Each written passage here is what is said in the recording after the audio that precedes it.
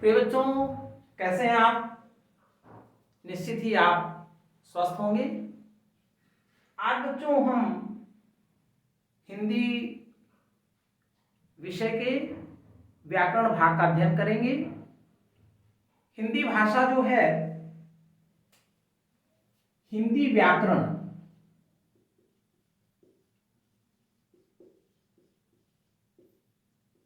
हिंदी जैसा कि आप जानते ही हैं, ये हमारी मातृभाषा है। और व्याकरण क्या है बच्चों? व्याकरण वह विधा या वह विद्या जिसके द्वारा किसी भाषा का शुद्ध शुद्ध पढ़ना, लिखना और बोलना सीखते हैं या उसका विश्लेषण करना सीखते हैं, उसे हम व्याकरण कहते हैं। अब हम चलते हैं कि व्याकरण, चूंकि भाषा की बात है तो भाषा का सबसे सूक्ष्मतम इकाई, भाषा की सूक्ष्मतम इकाई क्या है? तो भाषा की सूक्ष्मतम इकाई या लघुत्तम इकाई, सूक्ष्मतम इकाई या लघुत्तम इकाई क्या है? ध्वनि है। ध्वनि है, ठीक है। अब ये जो ध्वनि है, अब हम इसको क्या कह सकते हैं? या अब हम बात करते हैं कि ध्वनि को हम, यदि हम अक्षर लिखित रूप में परिणित करते हैं तो इसी को हम अक्षर कह देते हैं। ध्वनि क्या है? ध्वनि छोटी इकाई है। फिर इस वर्ण आता है। वर्ण क्या है? वर्ण मूल ध्वनि है। वर्ण क्या है? मूल ध्वनि है। और यदि इसी का लिखित रूप कर दिया जाए तो वही अक्षर हो जाता है। अक्षर हो जाता है, यानी अक्षर क्या है? मूल ध्वनि का लिखित रूप हो गया। मूल ध्वनि का लिखित रूप हो गया, ठीक है। अब हम चलते हैं बच्चों, जो वर्ण है या अक्षर है, तो अक्षर कितने होते हैं, कितने प्रकार के होते हैं, अक्षर भेद कौन से हैं, इस पर हम चर्चा करेंगे। तो अक्षर दो प्रकार के हो जाएंगे, यानी एक हो जाएंगे स्वर और दूसरे हो जाएंगे व्यंजन, ठीक है। तो हिंदी वर्णमाला में स्वर कितने होते हैं? तो हिंदी वर्णमाला में स्वर होते हैं 11। और व्यंजन कितने होते हैं? व्यंजन होते हैं 35, ठीक है। कुल कितने हो गए? 46। हिंदी वर्णमाला में कुल व्यंजन कितने हो गए? 46। हिंदी वर्णमाला में अक्षर कुल कितने हो गए? 46 हो गए, ठीक है। अब हम चलते हैं कि स्वर कौन कौन से हैं और व्यंजन कौन कौन से हैं।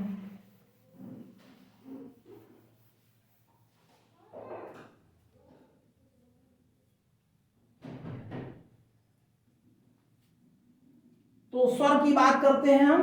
स्वर कौन कौन से हैं? तो स्वर जो है, आ,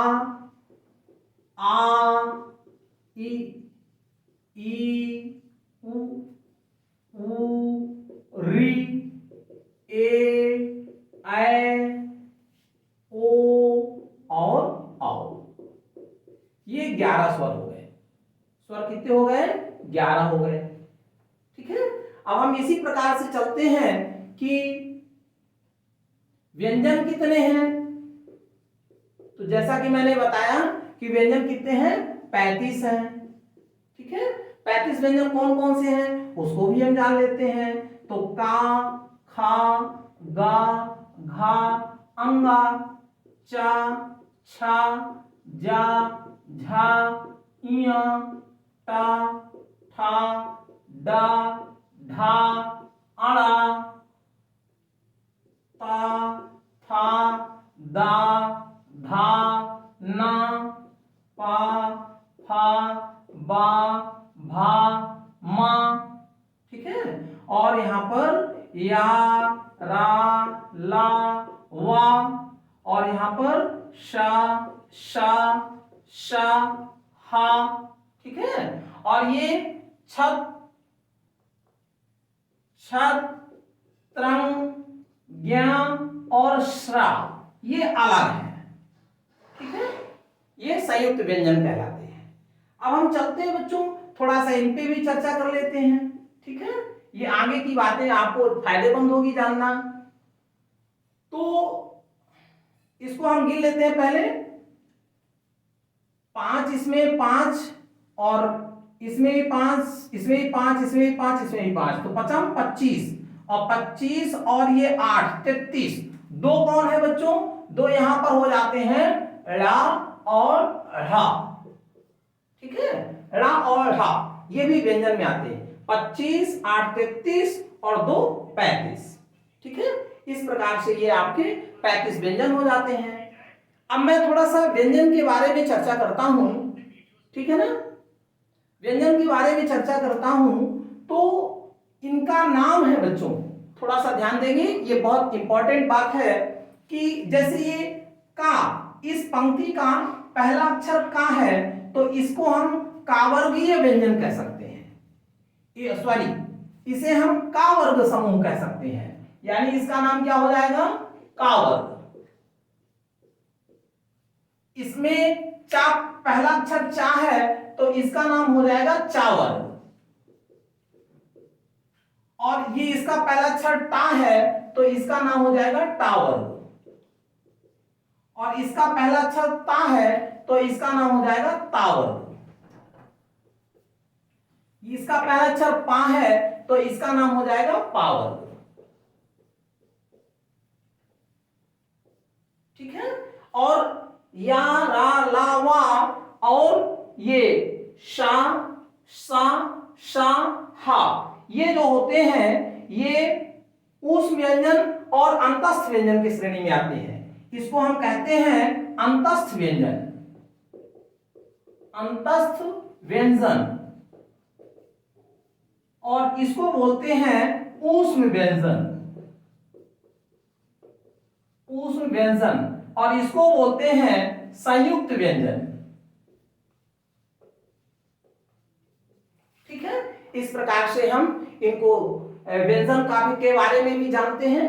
अब देखिए ये जो का वर्ग से लेकर के पा वर्ग तक के पूरे व्यंजन होते हैं, इनको संयुक्त रूप से हम वर्गीय व्यंजन भी कहते हैं, वर्गीय व्यंजन, यानी चूंकि ये वर्ग के नाम से जाने जाते हैं इसीलिए हम इनको वर्गीय व्यंजन भी कहते हैं। और प्रिय बच्चों ये जो पांचवा अक्षर है, वर्ग का पांचवा अक्षर है, इसे हम पंचमाक्षर भी कहते हैं, पंचमाक्षर। ठीक है, ये बातें आपको जानना बहुत आवश्यक है, इसलिए मैं यहां पर बताना उचित समझ रहा हूं, तो इस बातों को आपको ध्यान रखना है। अब प्रिय बच्चों एक बात यहां पर थोड़ी सी आउट ऑफ विजन हो गई थी, यहां पर अंग और आहा दो बातें हैं। ठीक है, तो अंग को बच्चों अनुस्वार कहते हैं और आहा को बच्चों विसर्ग कहते हैं, और इन दोनों को बच्चों संयुक्त रूप से अयोगवाह कहते हैं। इन दोनों को क्या बोलते हैं? अयोगवाह कहते हैं। धन्यवाद बच्चों, आज आप सबने आप देखिए यहां पर छत्रंग ज्ञान और स्रा शायद आपको दिख नहीं रहा होगा बोर्ड में, तो मैं थोड़ा सा इसको अलग लिखने जा रहा हूं। ये छत्रंग ज्ञान और स्रा इसे संयुक्त व्यंजन कहते हैं, संयुक्त व्यंजन कहते हैं। ठीक है, आज की वीडियो में आपको हिंदी वर्णमाला में स्वर कितने हैं, व्यंजन कितने हैं, स्वरों के क्या नाम हैं और व्यंजन के क्या नाम है। स्वरों में भी बच्चों थोड़ा सा ध्यान देंगे आप, यहां पर यहां पर मैं लिख रहा हूं आ ई उ और री, आ ई उ री को मूल स्वर कहते हैं, मूल स्वर कहते हैं। ठीक है, ध्यान देंगे, आ ई उ री को मूल स्वर कहते हैं। ठीक है, और इसके बाद जो बचा, क्या बचा? आ ई उ ए ओ और औ। ठीक है, इसे क्या कहते हैं बच्चों? इसे दीर्घ स्वर कहते हैं। क्या कहते हैं? दीर्घ स्वर कहते हैं। दीर्घ स्वर कहते हैं। दीर्घ स्वर इसे कहते हैं। प्रिय बच्चों, आज आपको इस बातों को विशेष ध्यान देना है कि हिंदी वर्णमाला में स्वर कितने हैं, स्वर मूल स्वर कितने हैं, दीर्घ स्वर कितने हैं, अनुस्वार और विसर्ग किसे कहते हैं, व्यंजन में वर्गीय व्यंजन कौन कौन से होते हैं, वर्गीय व्यंजन कितने होते हैं बच्चों? यहाँ पर 25 होते हैं। ध्यान देना, एक वर्ग में 5 तो 5 वर्ग में 25 होते हैं। ठीक है, इनका नाम क्या है? यदि हम आपसे प्रश्न करें कि का वर्ग में कौन कौन से अक्षर आते हैं, तो आपको बताना है का वर्ग में का, खा, गा, घा, अंगा आता है। चा वर्ग में कौन कौन से अक्षर आते हैं, तो आपको बताना है चा, छा, जा, झा, इया आता है। इसी प्रकार से टा वर्ग में कौन कौन से आते हैं, तो 5 ही आते हैं बच्चों। ता वर्ग में कौन कौन से आते हैं, तो भी 5 आते हैं। और पा वर्ग में कौन कौन से आते हैं, तो इसमें भी 5 आते हैं। और या, रा, ला, वा ये अंतस्थ व्यंजन कहलाते हैं। और शा, स, सा, हा ये ऊष्म व्यंजन कहलाते हैं। और छत, त्रंग, ज्ञ और श्रा ये संयुक्त व्यंजन आते हैं, आज कहलाते हैं। इतनी बातें आपको आज बेटा ध्यान करना है बच्चों। और कल इसके आगे की जिस दिन वीडियो आएगी वो आपको आगे की जानकारी दी जाएगी। आज मुझे आशा है कि आप इतनी जानकारी से अवगत हुए हैं और इसको आप अपनी तैयारी करके रखें। और परीक्षा की दृष्टि से भी ये बहुत इंपॉर्टेंट है और फ्यूचर की दृष्टि से भी बहुत इंपॉर्टेंट है। धन्यवाद।